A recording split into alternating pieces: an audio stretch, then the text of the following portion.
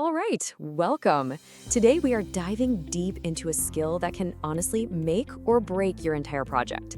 It's called Skill S13, and it's all about stakeholder communication. If you have ever felt like you're drowning in updates and expectations, then this one's for you. Let's get right into it. So to really understand this, we're going to follow the story of Jody. She's a level 6 project controls apprentice at a company called Ibis Stores. And, she's in a spot that I think we've all been in, staring down a massive new project and just not knowing where on earth to begin. So, what's the big problem? Well, her project has a ton of different people involved. We're talking finance, marketing, even outside contractors. And she is completely overwhelmed trying to figure out who needs what and when they need it. This is exactly why mastering Skill S13 is so important for her. Okay, so what is this skill that's causing Jody so much stress? Let's actually break down what S13 means, especially for an apprentice like her. When you boil it all down, S13 is really a two-part deal. First, you've got to figure out who has a stake in your project. Those are your stakeholders. And second, you have to find the absolute best way to talk to each of them. It's definitely not a one-size-fits-all situation. And believe me, getting this right is absolutely crucial. Think of it like this. Good stakeholder communication is the glue that holds a project together. It's what stops those little misunderstandings from snowballing into huge delays, costly errors, and, derailing the whole entire thing. So, Jody's feeling stuck, totally swamped. She does the smart thing and reaches out to her mentor, a guy named Adam, and he offers her this brilliant new way to think about her job that just reframes the whole challenge for her. Stop seeing yourself as just an apprentice juggling a bunch of tasks. For this project, you're the expert. You're the leader. You are the tour guide. And wow, that one simple analogy, it changes everything for Jody. And this is where that analogy just clicks into place. I mean, look at the parallels here. Knowing your tour group, well, that's just a fancy way of saying identify your stakeholders. Planning the route is basically developing schedules. And speaking their language, that is the absolute heart of adopting your communication. It's the same exact logic, just in a project setting. So let's look at step 1 and see how this plays out. Now that she's got this new tour guide mindset, Jody's first job is to figure out who exactly is on her tour. This is the number one question she asks herself. I mean, think about it. A tour guide would never start a tour without knowing if they've got history nerds, foodies, or adrenaline junkies in the group, right? Jody has to do the same thing for her project. So she gets to work and creates this stakeholder map. For anything related to cost estimates, she knows she needs to talk to key people, like her manager, Riddle. For schedules, it's got to be the core project team. And for the big picture plan, well, she knows she needs the project sponsor and the legal team on board.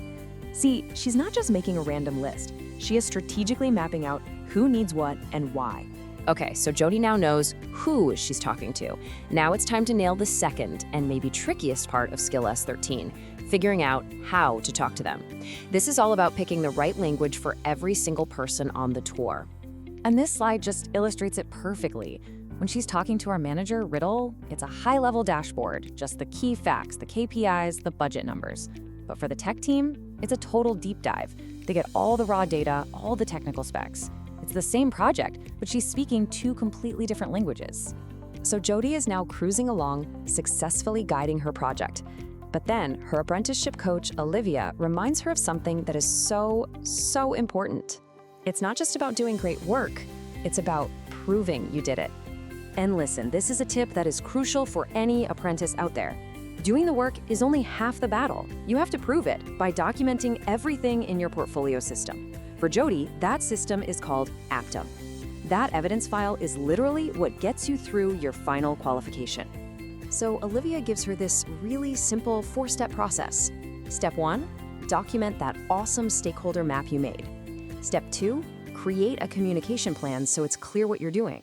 Step 3, and this is a big one, save examples of your work, the actual emails, the reports, the dashboards. And finally, step 4, write a little reflection on what you did and why it worked. That shows the assessor your thought process. And these are the exact kinds of documents the assessors are looking for. They really want to see your thinking. They want proof that you didn't just stumble into success, but that you intentionally identified your stakeholders and thoughtfully adapted your communication to guide them. So, with her skills sharpened out in the real world and all her evidence neatly filed away in Aptem, Jody is finally feeling confident. She's ready for her endpoint assessment, or the EPA. Her coach, Olivia, helps her practice by running through the types of questions that might pop up.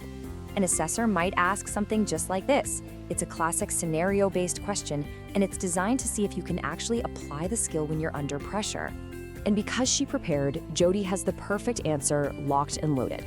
She uses that specific example with her manager, Riddle. She clearly explains the situation. Riddle was way too busy for a long, dense report. She describes her action, switching to a simple visual dashboard, and she nails the positive outcome. It got the project approved way faster. That is a perfect evidence-based answer. And the result of all this hard work? Jody absolutely aces her assessment.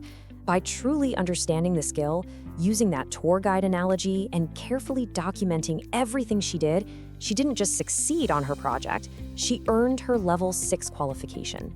So here's what you should take away from all this. Start applying it to your own work. Think about the project you're on right now. Who is your most challenging tourist? Who's the person that's hardest to get on the same page? And more importantly, what's your plan to guide them? Answering that question is your first step to mastering this skill.